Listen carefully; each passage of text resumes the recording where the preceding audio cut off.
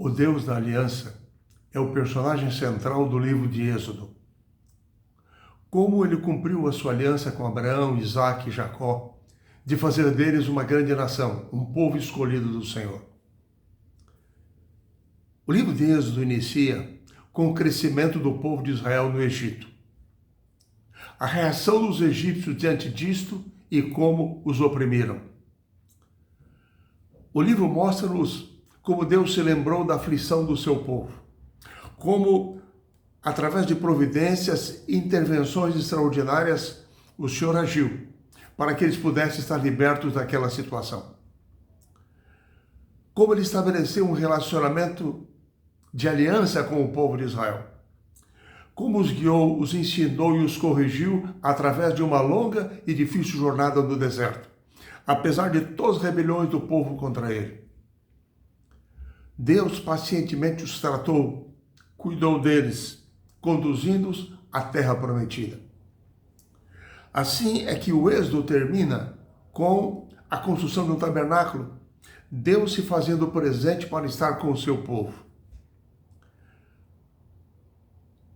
Ao nós estudarmos o livro de Êxodo, nós iniciaremos com uma rápida síntese sobre a história do Egito.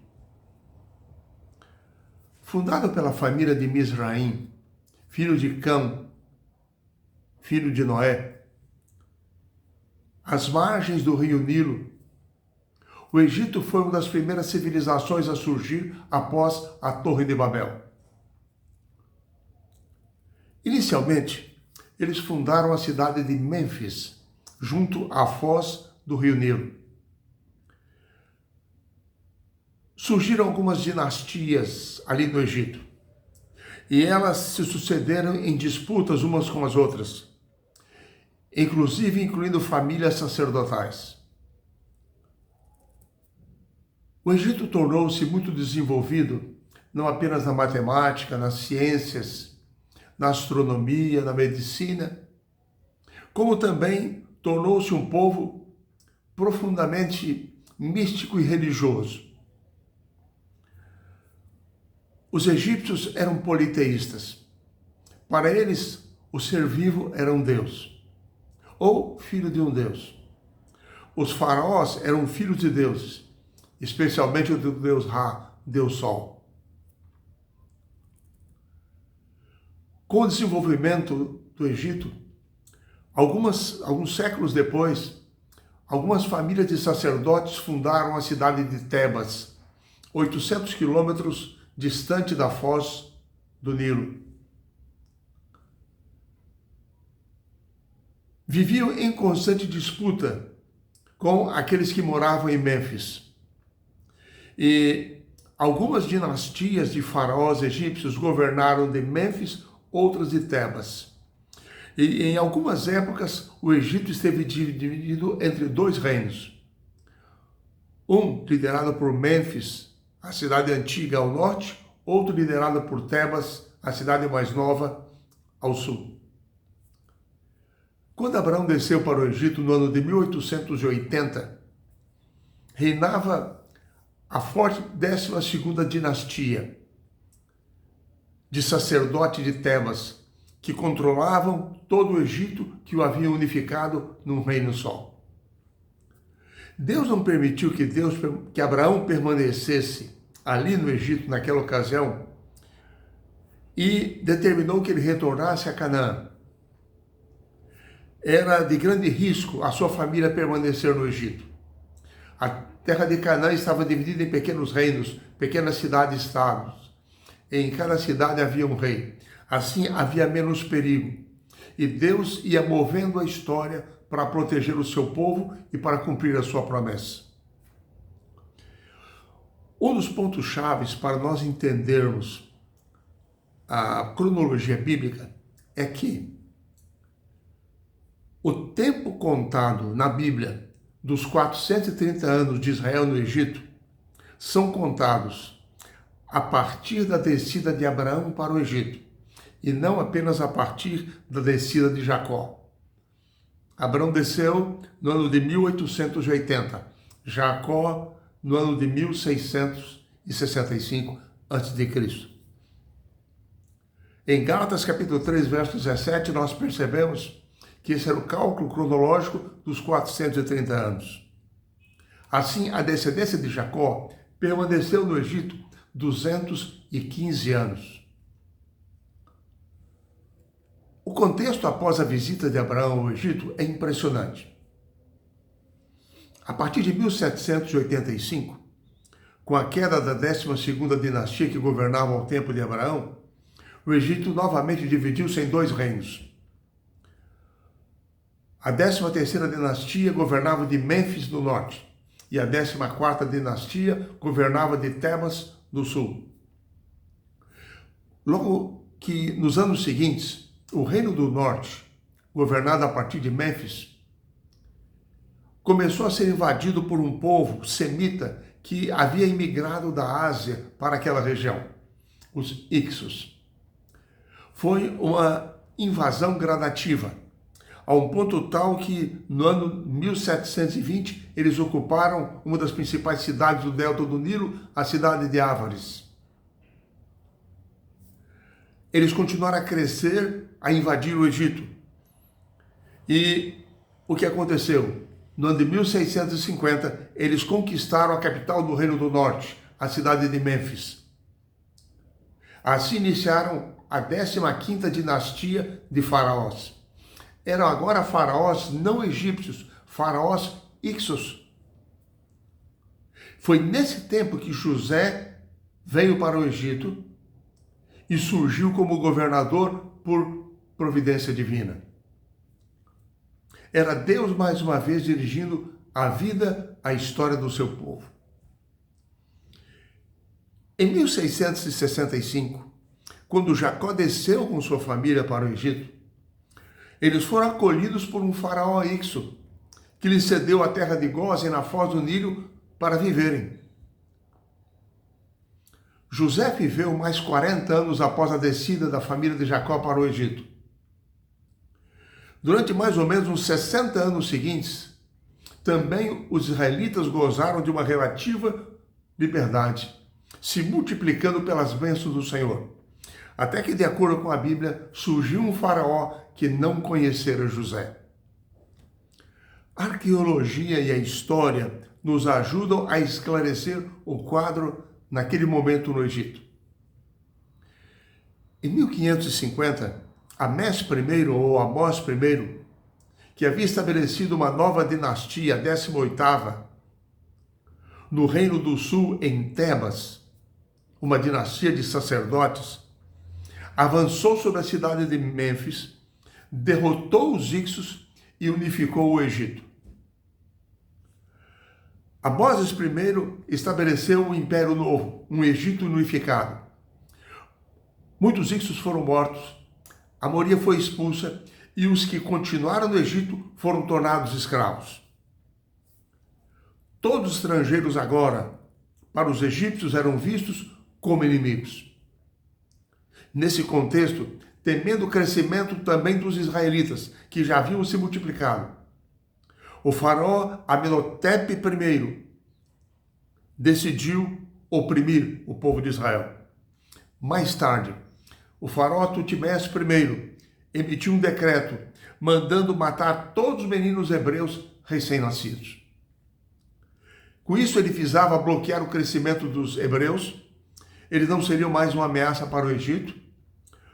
Na cultura social existente à época, os meninos mortos permitiria que as mulheres que nascessem fossem depois assimiladas pelo povo egípcio. Foi nesse contexto, no ano de 1530 a.C., que nasceu Moisés.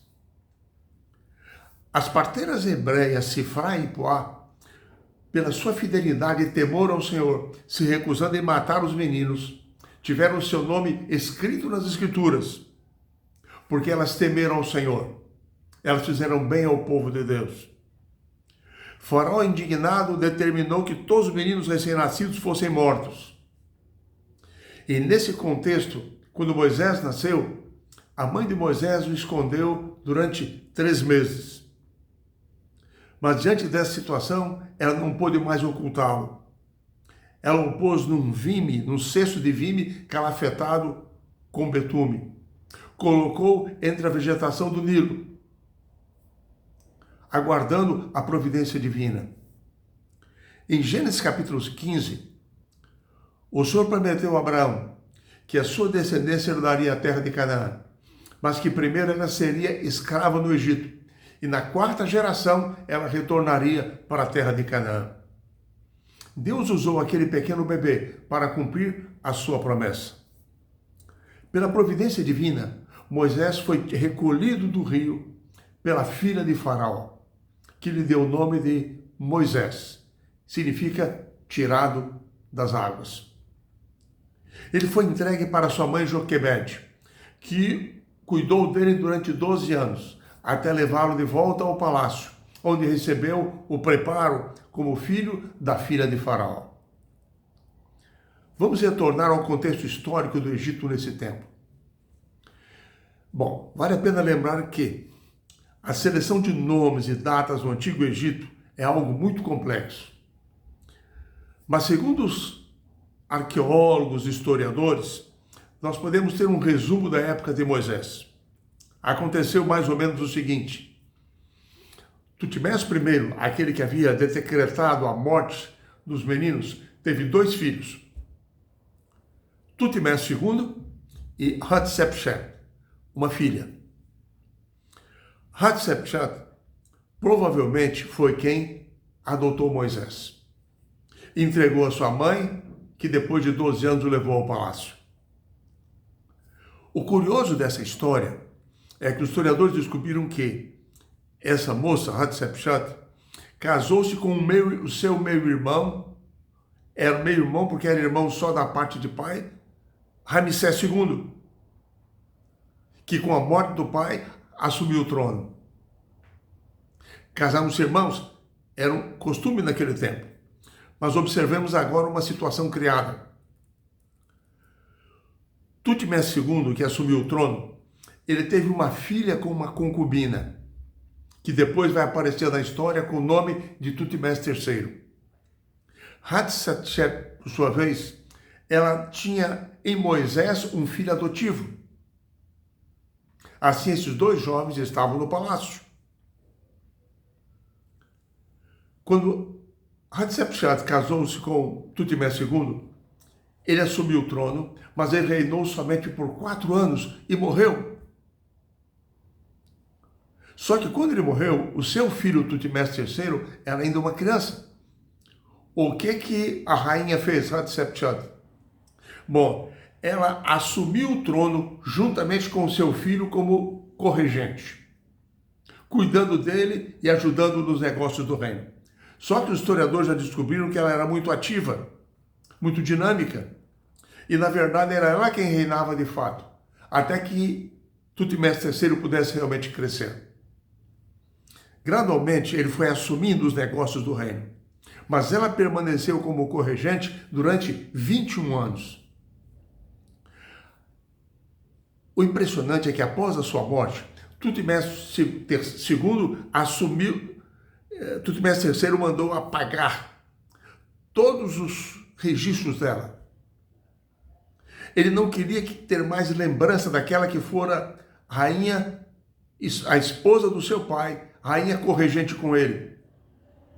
Porque agora havia alguns problemas. Moisés, que seria um concorrente do Tutmés III, ele fugira para o deserto, depois de matar um capataz egípcio, com medo que o faraó o matasse. Os registros de Hatshepsut só foram encontrados depois na Era Moderna, por arqueólogos, quando o túmulo dela foi descoberto nas ruínas do Egito. Tutmés III tornou-se o faraó do Êxodo. Assim, em resumo, Deus dirige a vida e a história dos seus filhos, a vida e a história do seu povo. Deus provocou profundas mudanças nos planos de vida de Moisés. Em lugar dele se tornar um possível herdeiro do trono, tornar-se um falso Deus para os egípcios, ele foi escolhido pelo Senhor para ser o líder do verdadeiro povo de Deus na sua jornada para a terra de Canaã. Enfim, o Êxodo nos fala de redenção, libertação e salvação. Deus dirigindo a história do seu povo, os acontecimentos do seu povo, os acontecimentos da nossa vida. Deus conhece nossos problemas, nossas aflições que enfrentamos. Nós não estamos sozinhos. Deus ouviu as súplicas de Israel em meio ao cativeiro e Deus ouve hoje as nossas orações, as nossas súplicas. Deus se lembrou da sua aliança com Abraão, Isaque e Jacó, da sua aliança com Israel. Deus se lembra hoje da sua aliança conosco. Ele está pronto para atuar poderosamente em nosso favor, como atuou em favor do povo de Israel lá no Êxodo. Que o Senhor nos abençoe e nos guie no estudo desta tão extraordinária história.